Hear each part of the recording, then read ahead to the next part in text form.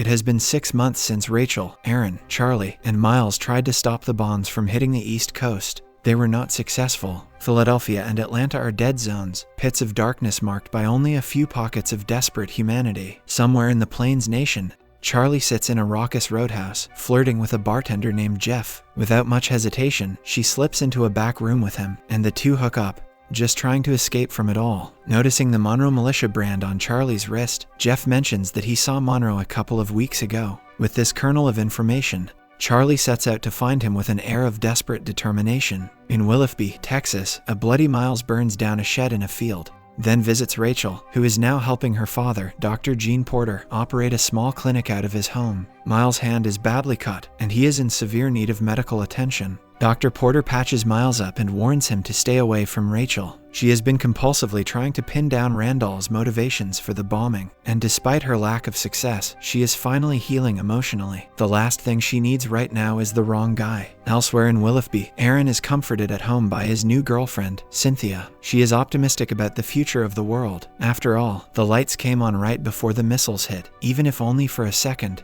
But Aaron is more pessimistic. While gathering firewood, Aaron is enveloped in a sea of fireflies and has an epiphany about the biological energy capabilities in nature. In Savannah, Georgia, Neville and Jason search through an endless refugee camp in search of Julia, but Neville realizes they will never find Julia as she was too loyal to have ever left Atlanta. She would have waited for her family. The thought of her death crushes Neville. He puts a gun to his head, but Jason talks him down. The commotion outside causes the two to leave their tent. A beautiful tall ship is docking at the harbor, flying the old stars and stripes. Later, Secretary Justine Allenford gives a speech on shore about how the U.S. government is back to help its people, and the president is on his way to the White House as she speaks. Everyone is excited, except for Neville. He is convinced that these people were behind the bombings, and if they were, he vows to seek vengeance for his wife's death. As Miles prepares to leave Willoughby for good, Rachel all but begs him to stay. He cannot, though. Bad things happen when they are together. On his way out of town, Miles witnesses a family being attacked by menacing figures outside of their farmhouse. He rushes to aid the innocent people against their assailants, and is met in a cornfield by one of the attackers. A scuffle ensues, and Miles manages to slit the guy's throat with his sword. Miles stumbles to his feet, wondering who these guys are. Charlie finds Monroe in an entertainment encampment called New Vegas, where he is making money as a bare-knuckle boxer. Charlie stalks him from a distance, trying to dig up information on his whereabouts and routines. She gets a carny to lure Monroe out of his trailer in hopes of meeting a girl, but on his way to the bar, Charlie fires a crossbow bolt at him, hoping to kill him. At the same time, two men attack Monroe, knock him out and drag him into the woods. Charlie's arrow misses, and she's left wondering what is going on. Aaron goes to Rachel with his thoughts about the fireflies, which she tries to write off as nothing. Aaron knows things have been really weird since the bombs dropped, especially for the two of them. Before Rachel can respond, Miles walks into town, a dead man strapped to his horse. Miles tells the sheriff that they are dealing with a war clan, and a large-scale attack on the town is imminent. The sheriff rushes to call in reinforcements. Later on, a war clan member attacks Cynthia in her home, and when Aaron rushes to save her, he is slashed across the chest with a machete. Rachel tries to save him with the help of her father, but Aaron has lost too much blood. He dies. Everyone in the room is devastated. Outside, Miles fights off a group of bandits attacking another set of townsfolk. He saves their lives but soon realizes he is far outnumbered. Miles and the sheriff are taken to the war clan's base, where they meet the tribe's leader, Titus Andover, who is another whole level of creepy. Rachel and her father console a grieving Cynthia. She cannot believe Aaron is gone. Suddenly, a huge posse of fireflies temporarily mesmerizes her. They are so enchanting and full of energy in a blacked-out world. Inside, Aaron lies lifeless on the floor, and then suddenly, he gasps. Aaron gasps back to life, much to the shock of Rachel, Cynthia, and Dr. Porter. It is impossible. Hours later, Aaron's wound is completely healed, but he is a nervous wreck. Rachel tells Aaron that his heart stopped for over 2 hours. Both know the nanotech played a role, but Aaron begins to sob. Somewhere in the Plains Nation, Monroe is held captive by two bounty hunters named Sergei and Adam. Charlie sneaks into their encampment, hoping to capture Monroe herself. She knocks out Sergei and makes her way to Monroe, but before she can get there, Adam wakes up and shoots her in the shoulder with his shotgun. At the Andover camp, Miles and Sheriff Mason are in a warehouse locked up like cattle, watching tribesmen periodically take other prisoners through a mysterious red door at the end of the hall. A dejected woman in a cage tells Miles no one comes back after entering that room. Suddenly, a tribesman comes in and takes blood samples from the sheriff, and Miles. He tests the blood and then indicates to his henchmen that Miles is all they need. The tribesman shoots Sheriff Mason dead without a moment's hesitation. That night, in Willoughby, the guards at the outside gate stop a horseman from entering. But as they approach, they soon realize the figure is Sheriff Gray strapped to his horse, dead. The tribesmen are sending a message. Inside the courthouse, the whole town is under lockdown. They do not want to take any chances of being caught by the Andover tribe. Rachel begs her father to pull some strings so she can assemble a small crew to find and save Miles, but he adamantly refuses. He is thankful Miles brought her back,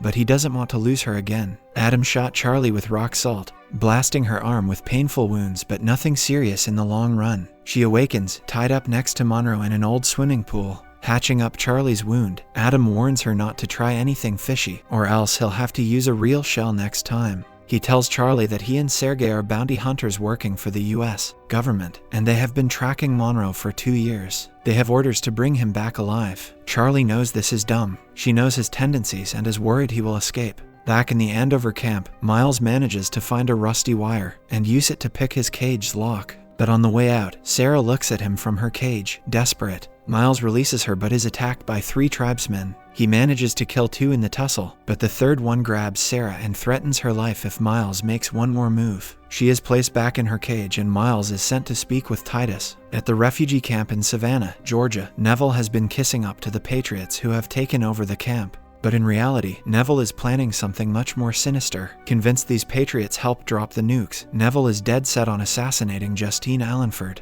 Miles sits in Titus' office as he rambles on about his time as a headmaster in the old world. He was on the verge of being arrested for child porn on his computer when the blackout occurred, and Titus interpreted this as a sign from God telling everyone to do as they pleased. There were no rules. Miles thinks his Lord of the Flies routine isn't all it's cracked up to be, but before he can figure out what Titus and his clan are doing in Texas, Titus takes a hammer to Miles' sword hand. Aaron is still coming to grips with the reality of his miraculous healing. In the courthouse, Aaron spies Ben Matheson bleeding out on the floor in a hallucinatory moment. Cynthia finds Aaron on the ground. When she talks Aaron back into reality, he is more confused than ever before. Cynthia is convinced God has played a role in his healing, but Aaron assures her that what healed him is the same thing that caused the blackout. In a flashback, Aaron relives the final moments leading up to the bombs dropping on Atlanta and Philly. Right before he can redirect the missiles, his computer crashes. Suddenly, Neville's men burst in and everything goes dark in the tower. The power has gone off again. Later on, as Allenford and her men walk through the camp, Neville and Jason's friend, Greg, set their assassination plan in motion. The two share a knowing glance as Greg pulls a gun in front of Allenford and prepares to shoot. But suddenly Neville pulls a gun of his own and crosses to Greg, shooting him right between the eyes. He will get to Allenford, but for now, he is the hero. Monroe is taken out of the empty pool that served as his holding cell and is transferred into a wagon. Meanwhile, Adam decides to let Charlie go. They have no use for her anymore. On the road, however, Monroe uses a broken-off piece of pool tile to cut himself loose and escape out the back of the wagon. When Sergei and Adam run off after him, Monroe corners Sergei and chokes him to death. Charlie comes up on the abandoned wagon and realizes there is trouble. She finds Adam and Monroe fighting in the woods. As Adam is distraught that Monroe killed his partner, Charlie intercedes and saves Adam's life, but Monroe punches her and runs back to the wagon and escapes off into the night. Tribesman guard pens a letter and seals it with a wax insignia, the Eye of Providence. Later, Justine Allenford opens a letter written in Arabic emblazoned with the same insignia. After reading the letter, she burns it. Allenford sits down with Neville to ask why he saved her life. Continuing his act, he insists he is extremely proud of his country and wants to be an American again. Allenford vows to keep her eye on him moving forward. Since no one will help Rachel rescue Miles, not even her old pal, Ken Dawson, she prepares to take off on her own. At the last minute, her dad and a couple of his friends join her. On their way, they are stunned to find themselves swarmed by fireflies in an endless field of dead rats. Meanwhile, Miles is taken beyond the red door, where Titus lovingly attends to a pale, sickly woman who is receiving a blood transfusion from someone lying on a table nearby. At the Andover camp, Titus reveals that the woman in the bed is his diabetic wife, Jessica. Her kidney failure has poisoned her blood, and the best solution in Titus' eyes is to give her constant transfusions of fresh O-negative blood from his prisoners. As his men strap Miles to a gurney and stick a needle in his arm, Titus thanks Miles for his sacrifice, But as soon as Titus and his men leave, Rachel sneaks through the ventilation duct to save the day. Miles wants to take Jessica back to Willoughby to use as leverage to negotiate with Titus. Miles and Rachel escape to freedom, but not before releasing Sarah and fighting off Titus' men. When Titus learns his wife is gone, he is angered. Aaron tells Cynthia the whole story of the nanites and how they saved his life. She is convinced that a higher power performed a miracle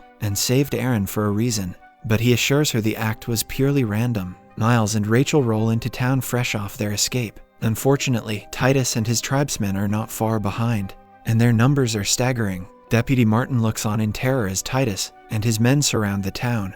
But Miles has one last trick up his sleeve. Titus and Miles trade threats and ultimately arrive at a stalemate. If Titus makes a move, Miles will kill his wife, and if Miles kills his wife, Titus will definitely make a move. The two agree to talk, but only after Titus first sees that Jessica is okay. Neville and Jason are given American flag badges. They are patriots now. Neville tells his son that they will do as they are told for now. Once they are in, they can kill the top brass as revenge for his wife's death. But it is not long before two assailants knock them out and take them to an undisclosed location. When Jason revives, he quickly grabs one of their guns, but Neville tells him to drop it. This is simply a vetting process. United States Deputy Director Vince Cook steps out of the darkness to greet Neville, who introduces himself as Edgar Crane. But Cook is not stupid. He already knows Neville and Jason's true identities. Their cover is blown. Charlie and Adam walk through the countryside tracking Monroe. Charlie cannot understand why Adam begs her not to kill the former general. Monroe killed his partner,